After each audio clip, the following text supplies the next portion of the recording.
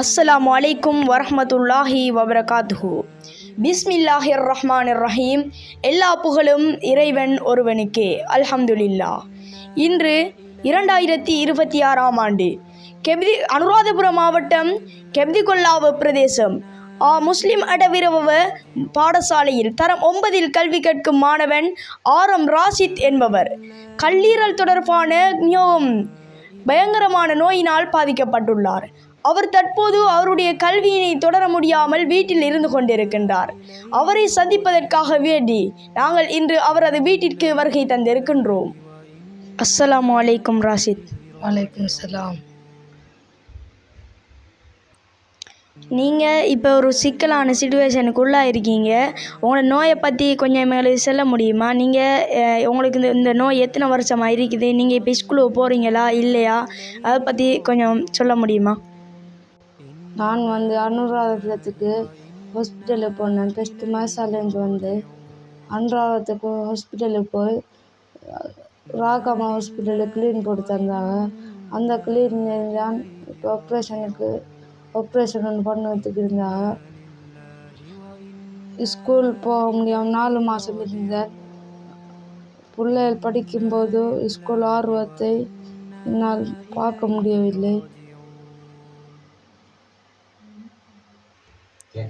தரம் 9இல் கல்வி கற்கும் ராஷித் என்கின்ற மாணவன் தான் பாடசாலைக்கு செல்ல முடியாமல் மிகவும் கஷ்டமான நிலையில் இருந்து கொண்டிருக்கின்றார். ஏனைய மாணவர்கள் பாடசாலைக்கு செல்லும் போது அவரும் பாடசாலைக்கு செல்ல வேண்டும் என்ற ஆர்வத்தினால் மிகவும் கஷ்டப்பட்டு கொண்டிருக்கின்றார். அவர்களுடைய பெற்றோர்கள் கூறுகின்றார்கள், அவர் சில நாட்களில் அழுததாகவும் குறிப்பிட்டிருக்கின்றார்கள். அவர்கள் சம்பந்தமான மேலதிக விளக்கத்தை நாம் இப்போது அவர்களிடம் தந்தையிடம் கேட்போம். நீங்கள் தற்போது என்ன தொழில் செய்கின்றீர்கள்? அவருடைய நோயை இலகுவாக்க வேண்டுமென்றால் வைத்தியர் என்ன ஆலோசனைகள் கூறியிருக்கின்றார்கள்? இது பற்றி நீங்கள் கூறுங்கள். அஸ்ஸலாமு அலைக்கும். இப்படித்தான் இந்த மகன் நோயெல்லாம் பாதிக்கப்பட்டு இருக்குது.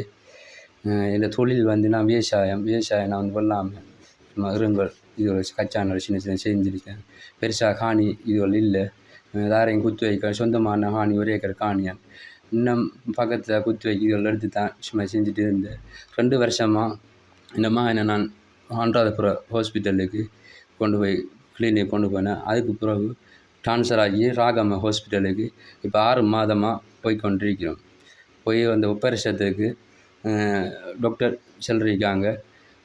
12 சொன்னாக்கால் ஆபரேஷன் ஒரு உடம்பு குடும்பத்தில் ஒன்றில் வாப்பா அந்த இதயத்தை இந்த ஈரலை கொடுக்கணும், இல்லாட்டி தாய் கொடுக்கணும், இல்லாட்டி குடும்பத்தில் இல்லாட்டி சகோதரர் மாதிரி கொடுக்கணும்னு சொல்லி வெளியிலேருந்து எடுக்கலான்னு சொல்லி அப்போ இப்படி தான் எங்களோட மகன் தாய் தான் முன் இருக்கிறாங்க.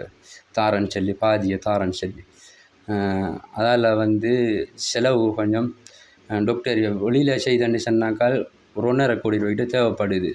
இந்தியாவுக்கு போனாலும் சரி வேறு ப்ரைவேட்டாக செய்தேன்னு இது கவர்மெண்ட் செய்தது.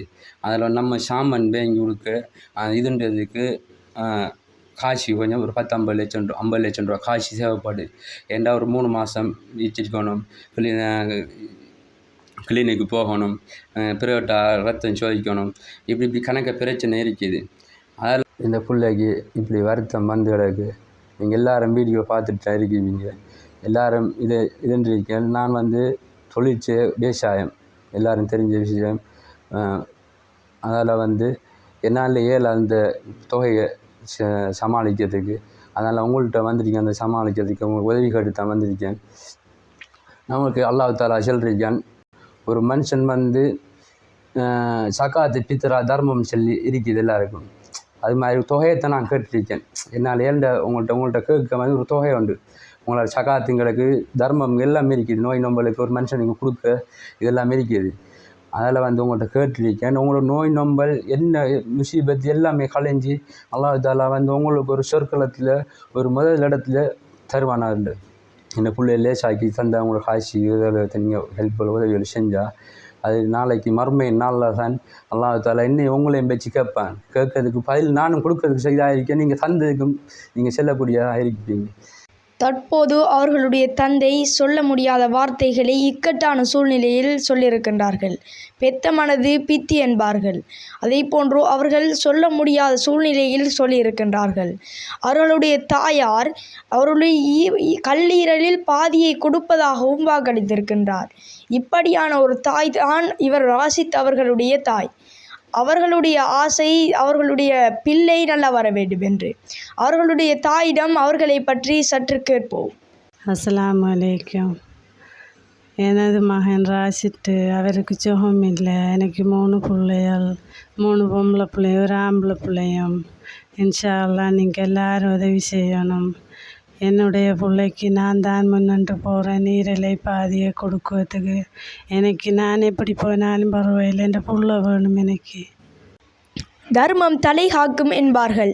கண்மணி நாயகம் ஸல்லல்லாஹு அலைஹி வஸல்லம் அவர்கள் சொன்னார்கள், யார் தர்மம் செய்கின்றாரோ அவர் கெட்ட மரணத்தை விட்டும் கெட்ட பலாய் முசீபத்துகளை விட்டும் பாதுகாக்கப்படுவார்கள் என்று கூறினார்கள்.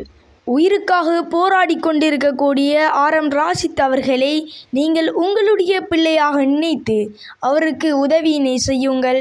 ஏனென்றால் அவர்களுடைய எதிர்காலமும் இந்த நீங்கள் செய்யக்கூடிய உதவியில் தான் தங்கி இருக்கின்றது. இவர்களுக்கு உதவி செய்வதற்கு மேலதிக விளக்கங்கள், அக்கவுண்ட் நம்பர்கள் அனைத்தும் கீழே தரப்பட்டுள்ளது. உங்களினால் பணத்தினால் உதவி செய்ய முடியாது என்றால் இந்த காணொளியினை உங்களுக்கு தெரிந்த அனைத்து கணவந்தர்களுக்கும் பகிர்ந்துதவுங்கள். நன்றி. ஜஸாக்குமுல்லாஹு ஹைரா.